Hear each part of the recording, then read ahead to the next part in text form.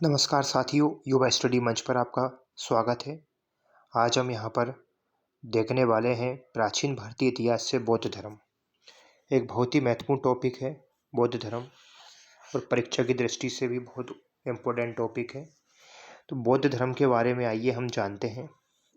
बौद्ध धर्म का संस्थापक किसे माना जाता है? गौतम बुद्ध को। गौतम बुद्ध बौद्ध धर्म के संस्थापक थे।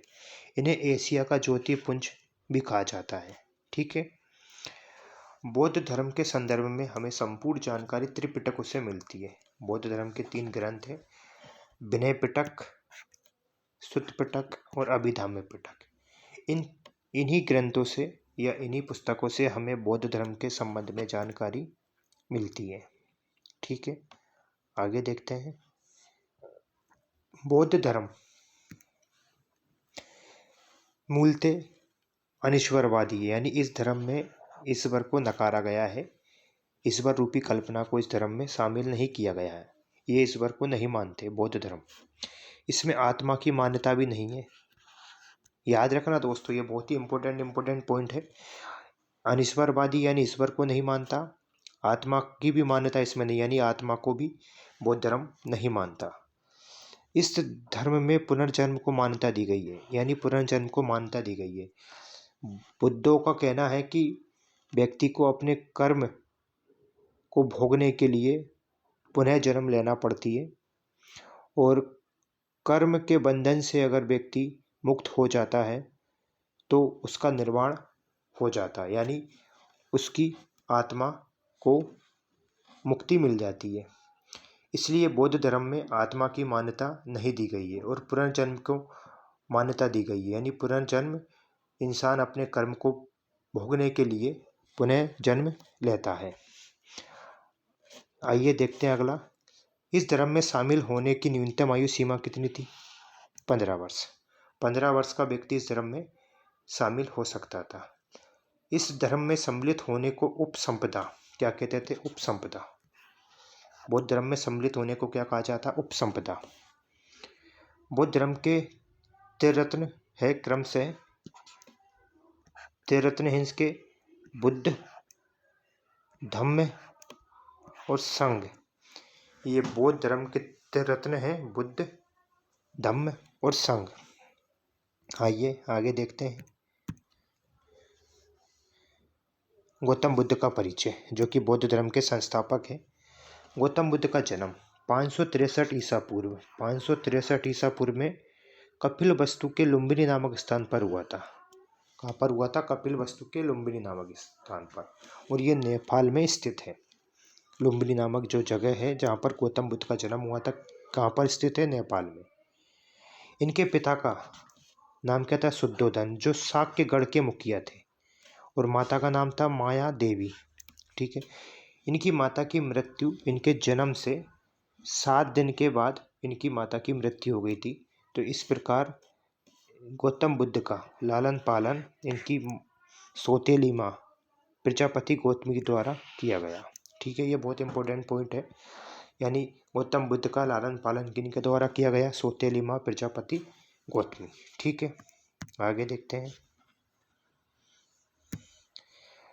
इनका विवाह, गौतम बुद्ध का विवाह यशोधरा नामक एक राजकुमारी से हुआ था, और इनके एक राहुल नामक पुत्र भी पैदा हुआ था। राहुल नामक पुत्र भी इनको हुआ। ठीक है। कपिलवस्तु की सैर के दौरान इन्होंने 4 प्रकार के दृश्य देखे। जब ये क्षत्रिय कुल से थे, और जब महल से बाहर निकले और कपिलवस्तु की सैर के दौरान इन्होंने कुछ दृश्य देखे। इन्होंने सबसे पहले एक बूढ़ा व्यक्ति देखा, इसके बाद एक बीमार व्यक्ति देखा, फिर एक शव देखा, फिर एक सन्यासी देखा। ये 4 दृश्य देखे थे, और इन दृश्यों का प्रभाव इनके जीवन पर अमिट पड़ा। यानी इनको देखकर उनके मन में विचार आया कि जीवन क्या है। एक बूढ़ा व्यक्ति है जो लाठी के सहारे से चल रहा है, एक बीमार व्यक्ति है जो दूसरे के सहारे से जीवित है, एक शव है जिसको 4 लोग उठा के ले जा रहे हैं जलाने के लिए, और एक सन्यासी है। तो इन चारों दृश्यों को देखकर उनके मन पर एक गहरा विचार, मनन चिंतन चालू हुआ, और इन्हीं सारी जिज्ञासाओं को शांत करने के लिए अपने मन की जिज्ञासा को शांत करने के लिए उन्होंने 29 वर्ष की अवस्था में गृह त्याग कर दिया, यानी घर को छोड़ दिया। गृह त्याग की घटना बौद्ध धर्म में महाभिनिष्क्रमण कहलाती है। महाभिनिष्क्रमण यानी गृह त्याग। और गृह त्याग करने के बाद इन्होंने वैशाली के अलार कलाम से सांख्य दर्शन की शिक्षा ली, यानी अलार कलाम इनके प्रथम गुरु थे जिन्होंने सांख्य दर्शन की शिक्षा गौतम बुद्ध को दी। ठीक है, इसके बाद आगे देखते हैं। 6 वर्ष की कठिन तपस्या के बाद 6 वर्ष तक इन्होंने तपस्या की और 35 वर्ष की अवस्था में इन्हें पूर्णिमा की रात में निरंजना फल्गु नदी के तट पर पीपल के पेड़ के नीचे इन्हें ज्ञान की प्राप्ति हुई। ठीक है, इसमें क्या क्या फैक्ट याद रखने को है। 35 वर्ष की अवस्था, पूर्णिमा की दिन था, निरंजना फल्गु नदी का तट था और पीपल का पेड़ जिसे बोधि वृक्ष के नाम से जाना जाता, इसके नीचे इन्हें ज्ञान की प्राप्ति हुई। ज्ञान प्राप्ति के उपरांत सिद्धार्थ बुद्ध के नाम से जाने गए। ठीक है, 35 वर्ष की अवस्था में जब इन्हें ज्ञान प्राप्त हुआ तो ये बुद्ध के नाम से जाने गए। ठीक है, सिद्धार्थ इनका बचपन का नाम था। अपना पहला उपदेश सारनाथ वाराणसी में दिया, जिसको धर्मचक्र प्रवर्तक कहा जाता, और ये 5 शिष्यों को दिया था। ठीक है, 5 शिष्यों को दिया था ये उपदेश, और कहाँ दिया था? सारनाथ वाराणसी में। और इसको क्या कहा जाता बौद्ध धर्म में? धर्मचक्र प्रवर्तन। ठीक है, इन्होंने अपना उपदेश पाली भाषा में दिया। इनके जो उपदेश था वो किस भाषा में दिया? पाली भाषा। दोस्तों याद रखना, परीक्षाओं में कई बार पूछी जाती है कि बौद्ध धर्म के प्रचार प्रसार हेतु किस भाषा का प्रयोग किया जाता था या किस भाषा का प्रयोग किया गया, तो पाली भाषा। ठीक है, आगे देखते हैं। बुद्ध के प्रमुख अनुयायी, तो बुद्ध के कई अनुयायी बने। इसी क्रम में कई राजा बुद्ध के अनुयायी बने, जैसे बिंबिसार, प्रसन्नजीत, उदयन। ये बुद्ध से प्रभावित होकर बुद्ध धर्म को ग्रहण किया इन्होंने। 413 ईसा पूर्व बुद्ध की मृत्यु हो गई। 413 ईसा पूर्व 80 वर्ष की अवस्था में कुशीनारा, जो उत्तर प्रदेश में है, यहाँ पर इनकी मृत्यु हो गई। और मृत्यु को बौद्ध धर्म में महापरिनिर्वाण कहा जाता है। ठीक है, आगे देखते हैं। बुद्ध के जीवन से संबंधित प्रतीक। ये प्रतीक बहुत ही महत्वपूर्ण है। कमल एवं सांड। ठीक है, ये किससे संबंधित है? जन्म से। ये घटना कमल और सांड किससे संबंधित है? महावीर गौतम बुद्ध के जन्म से। ठीक है, घोड़ा किससे संबंधित है? गृह त्याग से, यानी कि घर से जब ये भागे थे तो इस घटना को घोड़े से जोड़कर घोड़ा इस घटना का प्रतीक रखा गया है। पीपल या बोधि वृक्ष, क्योंकि पीपल वृक्ष के नीचे उनको ज्ञान की प्राप्ति हुई थी, इसलिए ज्ञान का प्रतीक है पीपल। पद चिन्ह। पद चिन्ह यानी जब वो निर्वाण को प्राप्त हो गए तो उनके पद चिन्ह शेष बचे, यानी उनके द्वारा दी गई शिक्षाएं पर लोगों को चलने हेतु प्रेरित किया गया, इसलिए पद चिन्ह किससे संबंधित है? निर्वाण से। स्तूप। स्तूप किससे संबंधित है? मृत्यु से। मरने के बाद बोधि को या बौद्ध धर्म का जो भिक्षु रहता है उसके शरीर के अवशेषों पर एक स्तूप बनाया जाता है। ठीक है, आगे देखते हैं।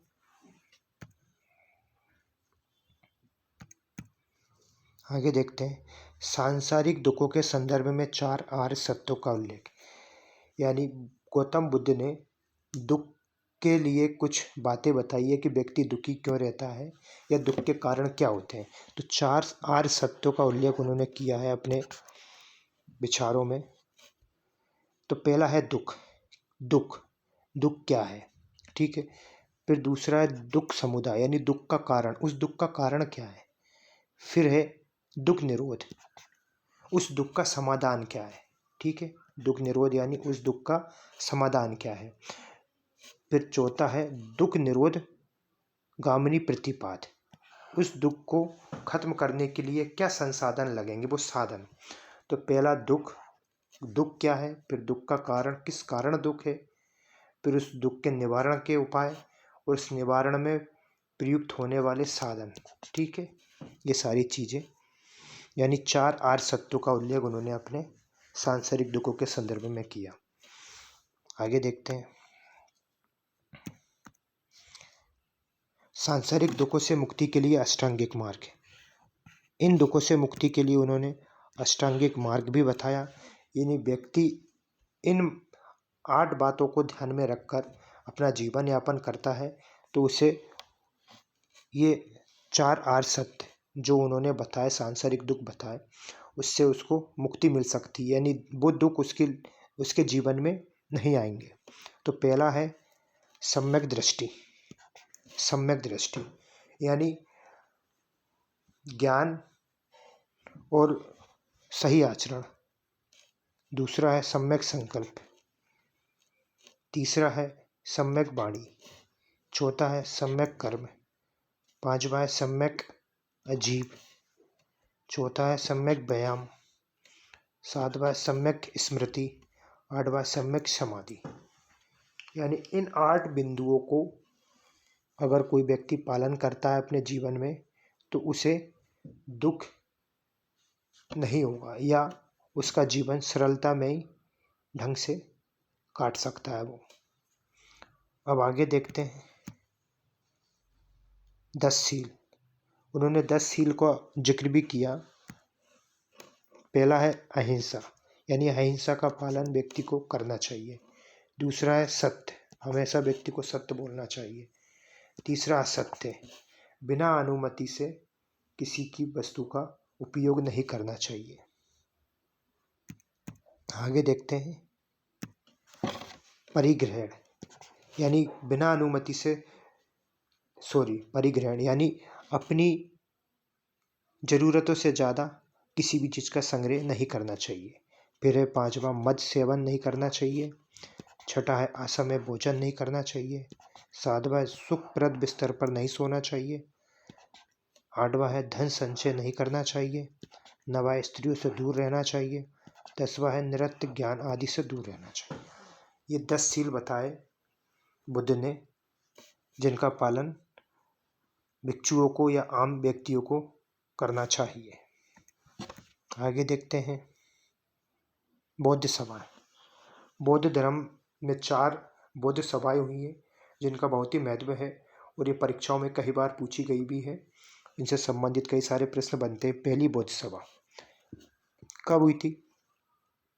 483 ईसा पूर्व BC। स्थान राजगृह। अध्यक्ष कौन था? महाकश्यप। किसके शासनकाल में हुई थी? अजातशत्रु के शासनकाल में। और इसमें क्या मुख्य हुआ था, इम्पोर्टेंट क्या है इसमें?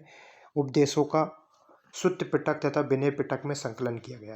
यानी सुत्त पिटक और विनय पिटक ये 2 ग्रंथों की रचना कब हुई थी? प्रथम बौद्ध सभा में। ठीक है, आगे देखते हैं द्वितीय बौद्ध सभा। ये कब हुई थी? 383 ईसा पूर्व यानी BC। कहाँ पर हुई थी? वैशाली में। इसका अध्यक्ष कौन था? सर्वकामनी। और किसके शासनकाल में हुई थी? कालाशोक के शासनकाल में। इसका मेन पॉइंट क्या है, मेन बिंदु क्या है? स्थावर एवं महासंघिक में विभाजन, यानी बौद्ध धर्म स्थावर और महासंघिक में विभाजित हो गया था। तो कौन सी बौद्ध सभा या बौद्ध संगति में बौद्ध धर्म 2 भागों में विभाजित हुआ था? तो द्वितीय, स्थावर और महासंघिक। ठीक है, आगे देखते हैं तीसरी बौद्ध सभा 255 ईसा पूर्व। कहाँ पर हुई थी? पाटलिपुत्र। इसका अध्यक्ष कौन थे? मोगलीपुत्र तिस्य। और किसके शासनकाल में हुई थी? अशोक के शासनकाल में। तो इसका मेन पॉइंट क्या है? अभिधम्म पिटक का संकलन। इसमें अभिधम्म पिटक का संकलन किया गया था, अभिधम्म पिटक की रचना की गई थी। तो पहली बौद्ध सभा में सुत्त पिटक विनय पिटक की रचना की गई थी। दूसरी बौद्ध सभा में स्थावर और महासंघिक में बौद्ध धर्म का विभाजन हो गया था। और तीसरी बौद्ध सभा में अभिधम्म पिटक की रचना हुई। और चौथी बौद्ध सभा प्रथम